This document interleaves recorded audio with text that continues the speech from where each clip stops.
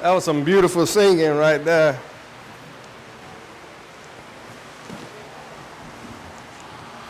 If you know who Barney is, raise your hand. If you know who Katy Perry is, raise your hand. Bruno Mars. Mickey Mouse.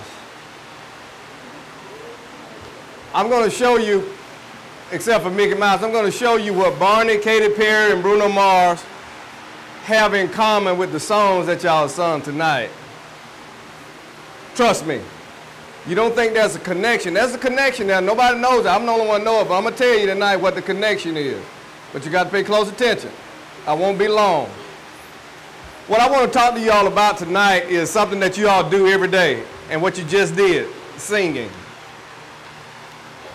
I know you're wondering, what in the world can you tell me about singing? Well, let me just start off by reading something right quick. I found this article online about singing, and it starts off by talking about Barney the dinosaur. And it says Barney tapped into something. With, little kids, he tapped into something with little kids. And that is, he found the secret for teaching kids things. And you know what the secret is? Singing. It says that Barney had more going under that thick purple head of his than you thought. Turns out by using songs as a teaching method, he was tapping into the fundamental part of a child's brain. Now, Barney found the secret to teach a child. But you know what? Barney's not the only one. Every song that all of us have our certain songs that we listen to.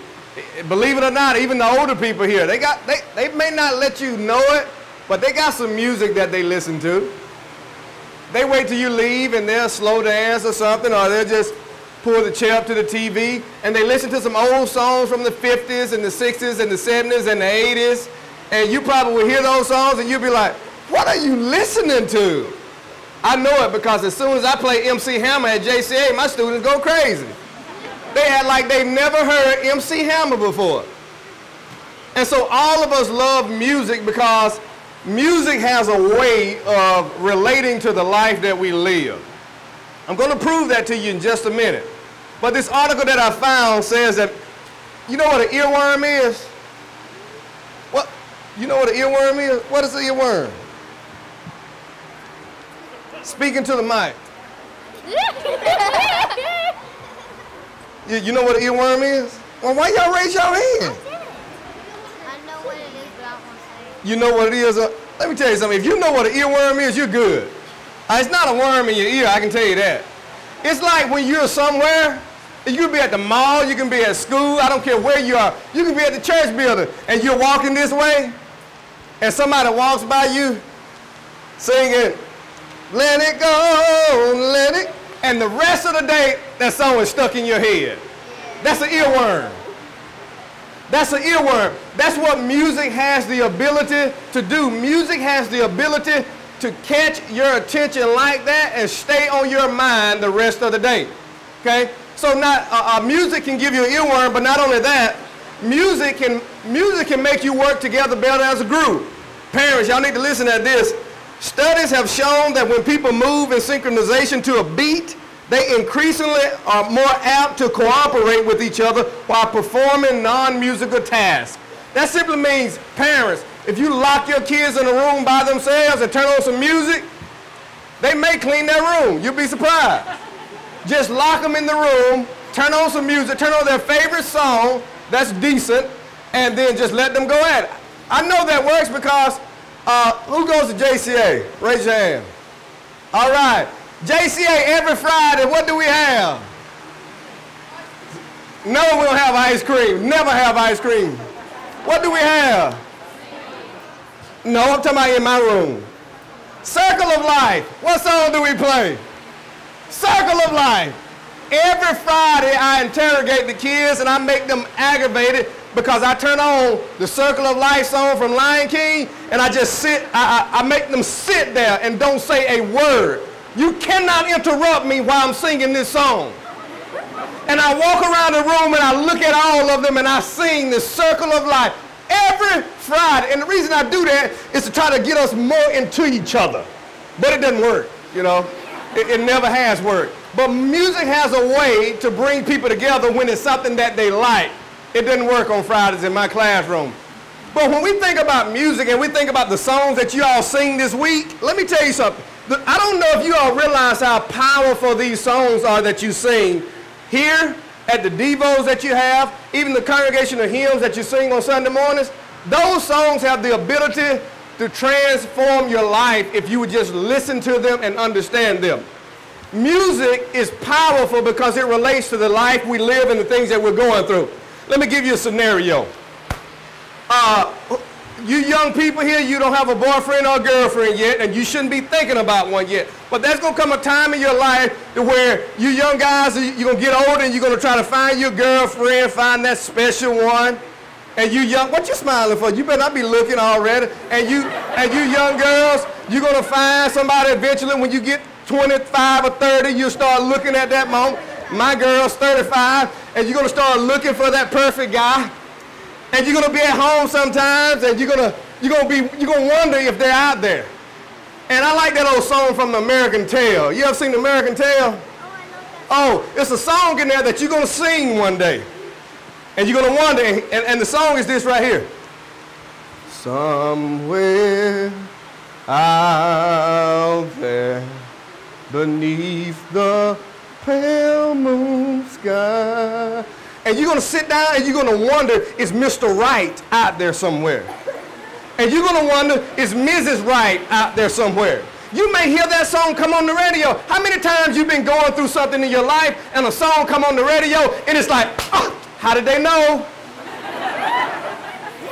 And so you're wondering, is somebody out there somewhere? And then as you get older and you find that girlfriend or that guy friend, you think they're the one, you begin to say, a whole new world. Because you think you found the right one. And you have this relationship with that person and you love this person so much, and one day you're in the mall and you just stop them in their tracks and you say, I'll catch a grenade for you. And that's the dumbest thing I ever heard in my life. Why would you want somebody you love to catch a grenade for you? They won't even be here anymore after that. Now you got to start all the way over from somewhere out there again. And so you love these people so much, you go through your life with these people for a little while. When I say life for a teenager, I'm talking about a week, okay? So you go through your life with these people, you're in love with these people, and all of a sudden, it just starts getting bad. They start talking to you like you're nothing. They start treating you like you're nothing. And then you, especially if you're a girl, your girlfriend said, you gonna take that? And you said, no, I ain't gonna take that, turn up. And you say, turn up, and then he walks out of your life and you try to grab him, and while he's walking out your life, you fall on the ground, and now you're on the cold, cold ground. Ah! Trouble, trouble. And you say, I knew he was trouble before he came in. Well, if you knew he was trouble, why you let him came in? And you go through the rest of the week mad and upset. You cannot get it out of your mind that they did you like this. And you're upset with everybody. And then your girlfriends now, they tell you, turn down. And you say, turn down for what? And as soon as you say that, you get a phone call. And he says, baby, I want you back. You say, we are never, ever, ever getting back together. You know something? It may not work out like that for you. It may not. It may not ever work out like that for you. But I'm telling you something. You're going to be driving in your car one day. The radio is going to be on. Something is going to be going on in your life, and you're going to hear a song that speaks about your life, and you're going to do several things. Number one, you may cry because the song is sad and it speaks about what you're going through. You may have a joyful feeling because the song is something positive about you actually making it through what you're going through. Let me tell you what people like Katy Perry, Bruno Mars, and Barney have in common with the songs that you sing. Those songs that Barney teach the kids, you know why they can learn those songs? It's because the kids are into the words of the song. They listen to the words. They don't just listen to the beat and the music. They listen to the words. You all actually listen to the words of Katy Perry. You listen to the words of people like Bruno Mars. You can repeat those words over and over again. You know the meaning of those words. You research the history of the song. You research the history of the producer of the song. You know about them. So when you go through things in your life, the first thing you think about is a song that somebody wrote that you like. Let me tell you the connection between people like that and the songs you sing now. Honestly, there's really not a connection, but here's where I want to connect the points. If we over here, when we sing these songs here, if we will stop for just a minute and understand what the songs we sing are actually saying, I guarantee you the songs that we sing for the Lord will have the same, if not more, of an impact upon you as those other songs that you know from top to bottom. Let me prove it to you. There's a song called Break My Heart. And you know, the Bible teaches us to sing with an understanding. 1 Corinthians 14, verse 15, Paul said, when you sing, sing with an understanding. Psalms 47:7 says, sing with an understanding. And when you look in the Bible, people had a lot of reasons to sing. I mean, you don't have to sing just because you go to church services or because you have a Devo. You can sing gospel songs anytime. In Exodus 15:1, Moses them sang gospel songs when they got out of trouble. When they came across the Red Sea and they were victorious, they sang songs. In Judges 5 and verse 1, Deborah and Barak, they sung songs after God had took vengeance on them and their enemies. In Ezra 3 and verse number 11, the people sung songs just simply because God was good. Now, how many of you ever in your cars riding down the road or at school, walking down the hallway, ever sung a song to God because you knew how good God has been to you in your life? How many times you've done that? People sing songs when they're in trouble. Read Psalms 7 in your spare time. That whole song is a song that David sung when he was in trouble. Acts 16:25, Paul and Silas were in prison. What did they do while they were in prison? They sung songs. So there are a lot of reasons to sing. So having that understanding, I want to challenge you with a couple things. There's a song I like, I got it written down here, called Break My Heart. How many of you know the song? Now, how many of you know what the song means to you? Have you ever stopped for a minute and says, what does the song Break My Heart mean to me? Have you ever thought about that? How many of you have never thought to stop and say, how does this song relate to my life? Raise your hand. Don't feel bad. I never thought about it either until I put this lesson together. And I'm not saying that to be funny. I never thought about it. And so I went and looked at this song, Break My Heart, Dear Lord. Break my heart. Why do you have a song? Somebody tell me, why do you have a song that tells God to break your heart? I thought we want God to love us. I thought we want God to love us. So why do we have a song that says, God, break my heart? Tell me why. Light bulbs coming on now. Some of them blow, some of them dim, but they on. Tell me, why does a song tell God to break my heart? Go ahead, United States. It may be telling us that sometimes we may think we're not worthy to be loved by God. Oh, okay, she said it may be saying that because sometimes we may think that we're not worthy. Okay, we'll see. Hey, strip dog. Strip dog. Stripling. Hey, could you find that song for me and put it up on the screen for me, right? Okay, anybody got something different? Sometimes. Hold up now. Hold up. Sometimes our hearts can be filled with bad things, not the good things that God would want. So we can ask Him to break our hearts so that it would not be filled with sins. Okay. She said sometimes our heart could be filled with bad things, and sometimes we may ask God to come in and break our heart to get the bad things out. Okay? Yeah, we can do that if you want to. Just look at it right quick. All right. Okay. All right, here we go. Red shirt.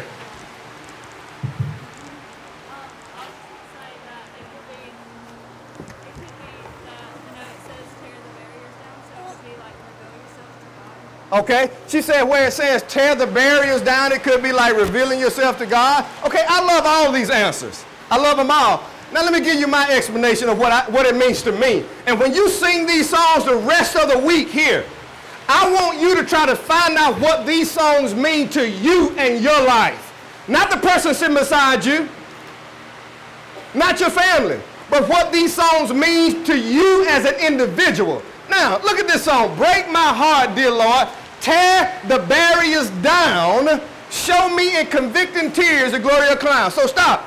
God, I want you to break my heart, tear these barriers down, and then I want you to show me in convicting tears. God, I want you to break my heart so bad that I cry. Go ahead. Go ahead to the next verse.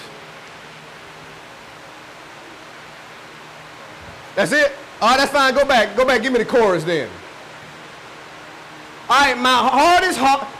That's the key. When I was looking at this song, that's the key. My heart is hard. When a person has a hard heart, what does that say about that person, their relationship to God? It means they love God. Not quite. Not quite. When they got a hard heart. Hard heart. Right here. Huh? Selfish? Okay, selfish is good. I'm looking for something different too. Huh? Sinner? Yeah, I'm looking for another word that starts with an R. You may have something good too. I like that even better. They're closed off from God. They don't want to hear anything God has to say. They're rebellious. They have sin in their life, and they will not do what God wants them to do. Their heart is hard. And you know, sometimes in our life, we know when to do the right thing, but we will not, because at that moment in our life, our heart is hard. And so when this song says, God, come in, tear these barriers down, what it's saying is this right here. God, there are some things that I have in my life. There are some barriers that I have up in my life that I've put up and shut you off, and I cannot get rid of them by myself. I've tried and I'm struggling, and I need you to come in, and I need you to chastise me so that I can learn your way. You know, David said in Psalms 119, I think, David says before he was afflicted, he had somewhat a relationship with God. David said, God, before I went through a lot of stuff in my life, David said, I went astray. Here's where God was. Here's where David was. And David said, you know what, God? I'll be back. And David left and went over here. God wasn't over here. And while he was over here where God was not, because he was disobeying God, a lot of bad things happened to him. And you know all those bad things that happened to him? They softened his heart. They made him come back to God, and they made him tell God, Lord, I am sorry. This song, Break My Heart, you know what it's saying? Those times in your life to where you know you should be doing the right thing, but you're not, those may be moments that God may have to do something in your life to make you wake up. Do you know how I became a Christian? Well, what led me to becoming a Christian? Not hearing the gospel. I got locked up in jail one night. I was locked up in a jail cell. If you've been locked up, don't raise your hand. Do you know how I feel to be locked up in a jail cell for one night? Oh, Brother Edwards, not you, yes me. I also raised pit bulls. You got a problem with that too? Okay, you stick to your Chihuahuas and your Yorkies. I'll stick to the pit bulls. I was locked up in jail one night, and that changed my whole life. Now, just like all the rest of the people in jail, I was innocent. But nonetheless, I was there. That changed my whole life. Now, that's not what made me become a Christian, but that's what made me run to the Lord. And over time, as I learned different things, I eventually committed my life to God, and I hadn't turned back since then. Sometimes it takes tragedy. Whether God brings that tragedy on through chastisement, I don't know. Or maybe the tragedy is just something that's going to occur in your life because it's the nature of things. But sometimes it takes something to soften our hard hearts to listen to God. For me personally, This is what this song is saying. And I challenge you the rest of the week. I challenge you this right here. Do not just sing these songs, but find out what place in your life do these songs fit. As a matter of fact, we're going to sing this song for invitation song tonight. Break My Heart. And I want you to examine your life tonight. And I want you to look at yourself, and I want you to see in your life, has anything kept you from obeying God like you know you should? If it has, now is the time for you to ask God to come in and try to help you tear those barriers down. Because there is nothing on the face of this earth more important than heaven. And the things in your life that may be barriers to you obeying God are not worth you missing heaven. If you're not a Christian and you want to become one, what's your barrier for becoming a Christian? What's stopping you? Is it the barrier of shame? What's stopping you? Tear down those barriers. Do what you need to do to become a Christian. Those 5 things that Brother Cobb talked about. You know you need to, but don't wait till tomorrow, because tomorrow may not come for some of us. If you are a Christian, you may not live tomorrow. Think about the barriers in your life and let God help you tear those barriers down. But whatever your need is, please do not wait till tomorrow, because one of the devil's greatest weapons is procrastination. That just simply means the devil tried to get you not to do things just so he can prolong the time for something to happen to you. That's his greatest weapon. Don't let him use that weapon to you against you today. If you have a need, please, together as we stand, won't you make that need known? And we sing.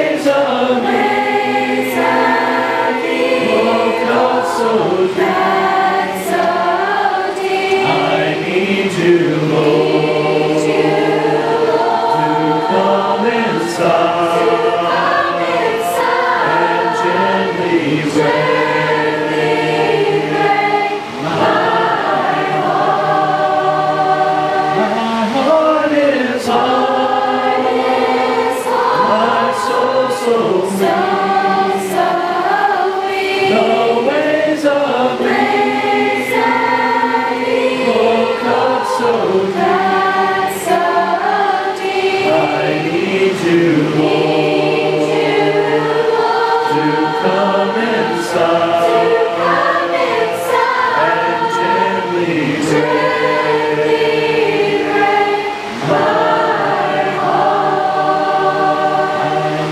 computer